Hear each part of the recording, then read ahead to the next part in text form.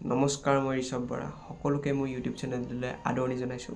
আজি আমি কথা পাতিবলৈ লোৱা টপিকটো হৈছে ধৰ্ম।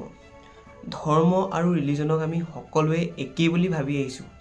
আৰু যেতিয়া আমি ধৰ্মক বুজিবলৈ চেষ্টা কৰোঁ, তেতিয়া দেখা যায় ধৰ্মৰ শব্দটোৱে বিভিন্ন ধৰণৰ অৰ্থ প্ৰকাশ কৰা দেখা যায়। গতিকে আজিৰ ছেশ্যনত আমি অলপ ধৰ্মৰ বিষয়ে বুজিবলৈ চেষ্টা কৰোঁ। পুৰণি শাস্ত্ৰত কোৱা মতে ধৰ্মৰ ৰুটটো হৈছে ধৃ শব্দ, যাৰ অৰ্থ হৈছে ধাৰণ কৰা, যেনে নীতি, দায়িত্ব, সত্য আদি ধাৰণ কৰা। গীতাৰ শ্লোকত ধৰ্মৰ অৰ্থ হৈছে কৰ্তব্য। সময়ভেদে আমি যোনটো কৰ্তব্য পালন কৰিব লাগে সেইটোৱে হৈছে ধৰ্ম। যদি আমি সেই কৰ্তব্য পালন নকৰোঁ সেইটোক অধৰ্ম বুলি জনা যায়। ধৰ্ম হৈছে এটা বস্তু যি আপোনাৰ স্বভাৱৰ অবিচ্ছেদ্য অংগ। যেনে ক'ব গ'লে চেনিৰ পৰা যেনেকৈ আমি চুইটনেছটো আমি পৃথক কৰিব নোৱাৰোঁ, আৰু অগ্নিৰ পৰা আমি কেতিয়াও উষ্ণতাটো পৃথক কৰিব নোৱাৰোঁ। তাৰ এটা সেইটো স্বভাৱ হয়, সেইটোৱেই ধৰ্ম। যদি ইয়াক বেলেগ কৰা হয় তেনেহ'লে অধৰ্মলৈ পৰিৱৰ্তিত হয়। মোৰ মতে ধৰ্মক কেৱল ৰিলিজনৰ ভিতৰত আবদ্ধ কৰাটো সঠিক নহ'ব। এতিয়া ইণ্ডিয়ান ফিলচফিৰ মতে ধৰ্মক এক উচ্চ স্থান প্ৰদান কৰিছে। ইয়াক কেৱল হিন্দু ধৰ্মতেই নহয়, জৈন ধৰ্ম হওক, বৌদ্ধ ধৰ্ম হওক, শিখ ধৰ্ম হওক, ভাৰতত উদ্ভৱ হোৱা সকলো ধৰ্মতেই ইয়াক ব্যৱহাৰ কৰা হয়। ধৰ্মৰ বহুমুখী অৰ্থক আমি সন্মান জনাই ইয়াক গভীৰভাৱে অধ্যয়ন কৰিব লাগে। ই কেৱল ৰিলিজনতে সীমাবদ্ধ নহয়, ই এক জীৱনৰ দৰ্শন। অনেক লোক আছে যিয়ে কয় যে ধৰ্মৰ কাৰণে এইটো হৈছে, ধৰ্মৰ কাৰণে হিংসা হৈছে, ধৰ্মই সকলো সমস্যাৰ মূল, ধৰ্ম আঁতৰাই দিলে চব ঠিক হৈ যাব। আৰু এনেকুৱা নিৰ্বোধ লোক কেৱল বুদ্ধিজীৱীৰ মাজতহে পোৱা যায়।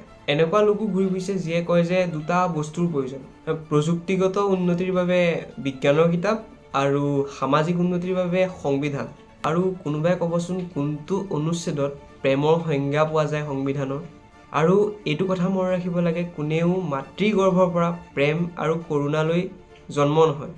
ইয়াক শিকাব লাগে, ইয়াক শিকোৱা হয়, আৰু এইবোৰ শিকা হয় ধৰ্মৰ পৰা।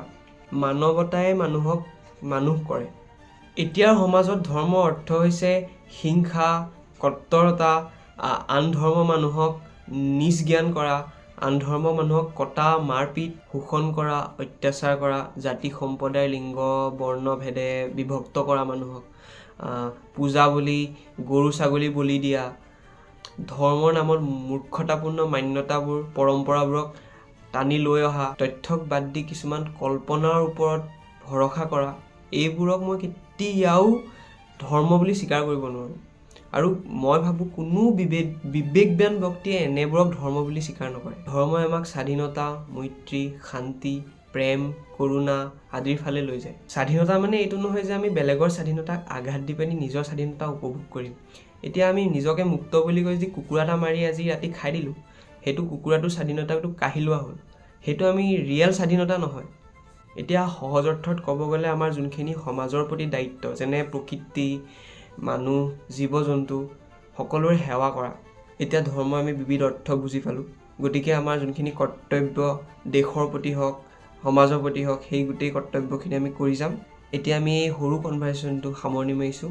এটা নতুন ভিডিঅ'ত আকৌ লগ পাম। জয় আই অসম।